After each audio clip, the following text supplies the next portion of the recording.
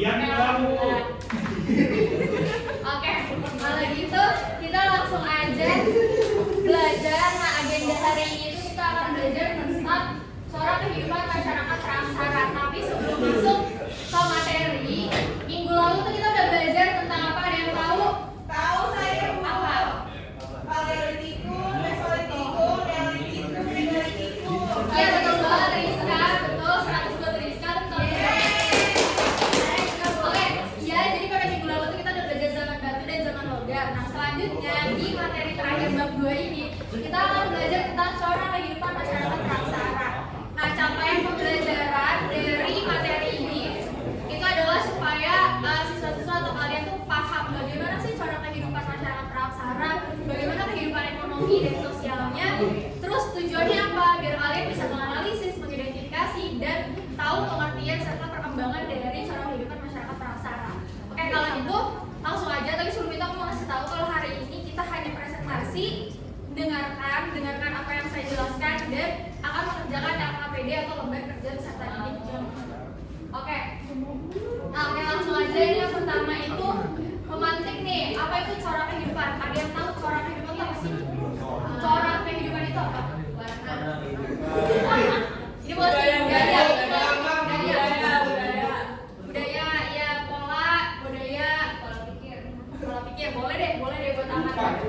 Oke, jadi apa saja sih yang meliputi corak kehidupan tuh kira-kira apa aja sih? Corak kehidupan, aspek kehidupan apa aja? Manusia, corak kehidupan tuh ekonomi, sosial, ya, pola hunian dan sebagainya. Benar, lanjut. Nah, ini boleh dicatat dulu kalau misalnya ada yang mau catat.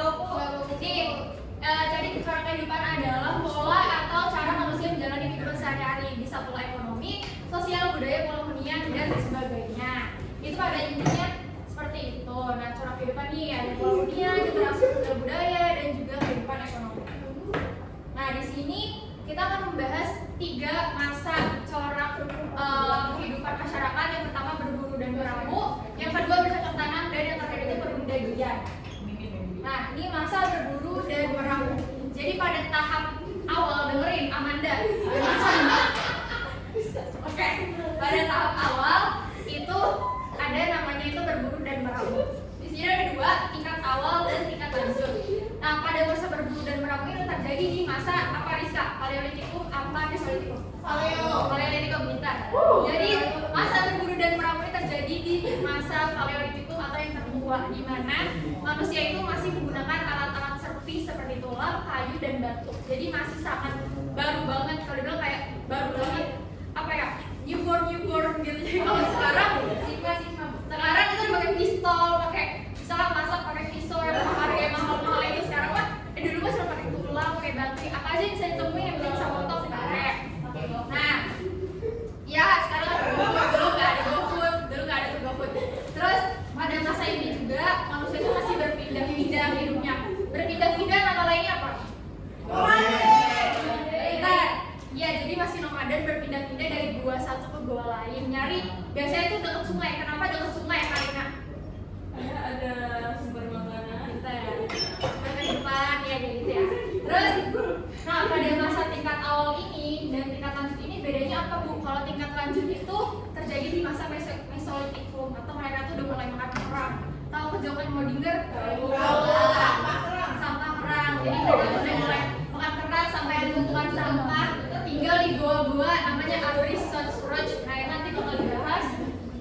Nah, ini kehidupan pada masa berburu dan meramu. Pola huniannya itu masih dekat dengan air, hidup secara berkelompok dan berpindah-pindah. Ekonominya masih food gathering apa? Makanan. Nah, mereka masih berburu, misalnya ada kelinci dibunuh, ya udah dimakan. Jadi mereka belum kenal api dulu. Di masa sekarang mereka belum kenal api. Jadi apa aja ditemuin bisa dimakan gitu. Terus ya, terus peralatannya juga tadi masih sederhana dari kayu, batu dan tulang. Oke, lanjut. Nah, ini juga sama tadi udah dijelasin. Oke. Nah, ini bukti peninggalannya. Atas ini Abris Roch. Jadi dia tinggal di gua-gua, terus dia pindah gua satu ke gua lain. Jadi di atas ini, terus yang kedua ini ada sampah kerang atau kejokan Modinger. bener. Nah itu dari contohnya ditemukan tuh di Gua Lawa dekat Sampung Ponorogo, terus juga Komodigar tuh di daerah Sumatera atau dekat-dekat pantai.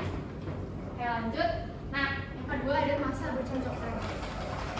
Nah masa bercocok tanam ini udah food producing, artinya Kontrol di mana udah bisa buat makanan sendiri. ya dari dia sudah mengenal api. Jadi pada masa bercocok tanamnya mereka udah bisa buat makanan sendiri. Kalaupun mereka berburu, mereka tuh hewannya tuh diternakin, jadi nggak dibunuh langsung dimakan. Jadi misalnya tuh ayam, ya udah ayamnya diternakin kayak gitu.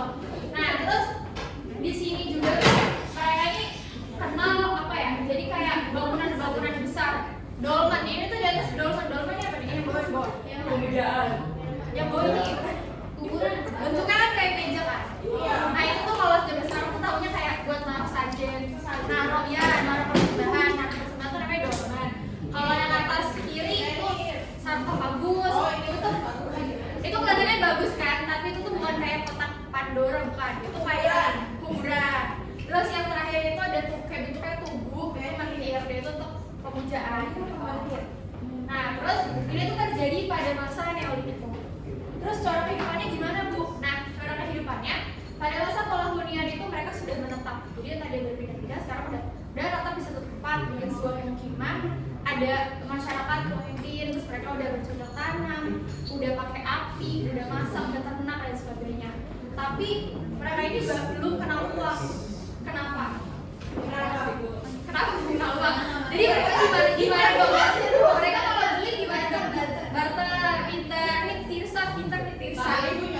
Iya, jadi mereka tuh pakai sistem barter karena uang itu baru ditemukan.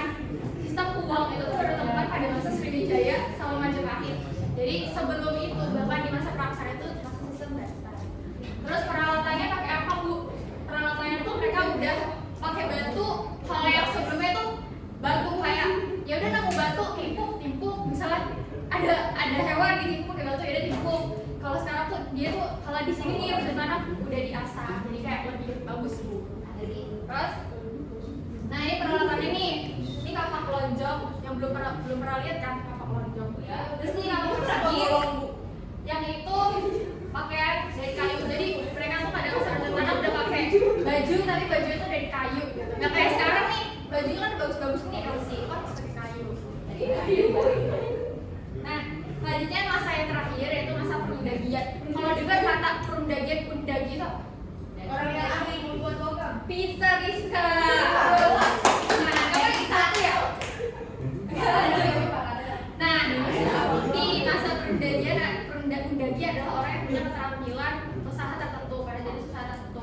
Nah, pada masa ini tuh terjadi di masa zaman apa Rizka? Terjadi pada masa zaman apa kalau?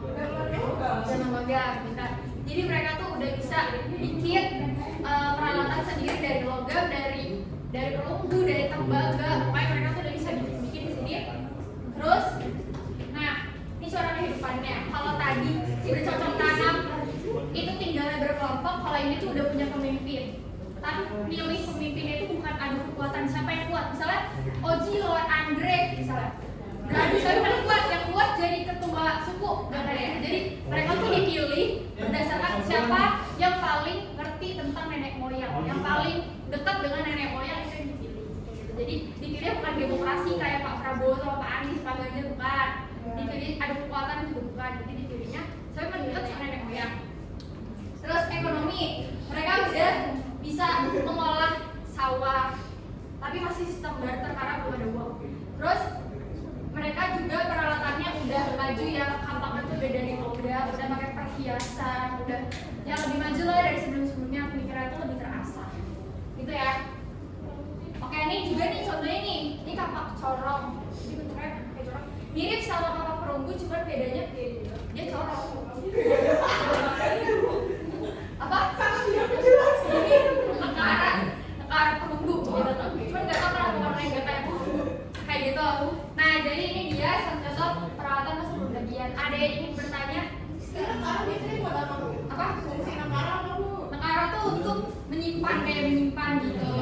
Nekara tuh nekara.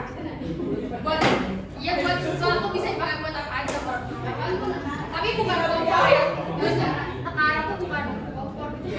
Iya. Ada kayak kompor tapi bukan. Ya.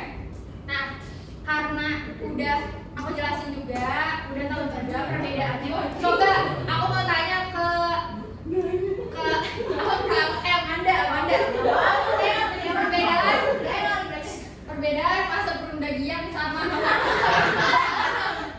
apa Banda? Tadi mungkin ya saya nggak ada. Yang pertama banget nih berburu, masa berburu merabu sama masa perundagian bedanya apa? Satu aja. Saya bu. Apa boleh Tirsa? Pindah-pindah. Betul. Kalau perundagian? Menetap. Iya, bentar Tirsa tuh. Utama. Oke.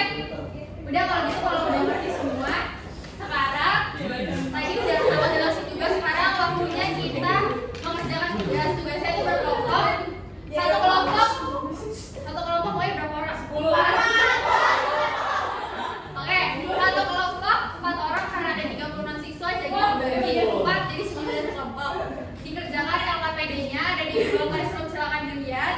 Itu dibukukan minggu depan karena waktunya nggak cukup.